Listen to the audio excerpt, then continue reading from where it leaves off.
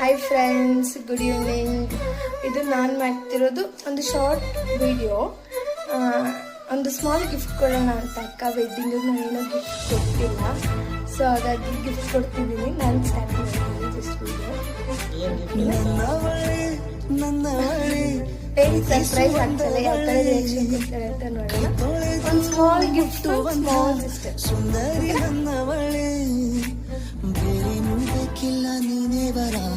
ನೀನಂದ್ರೆ ಸಡಗರ, ದೂರದಲ್ಲೇ ನಿಂತು ಕಂಪಿಸುವ ಮಾತಲ್ಲೇ ಏಳು ಸ್ವರ, ಆನಂದದ ಆಲಾಪನ, ಸನಿಹ ರೋಮಾಂಚನ,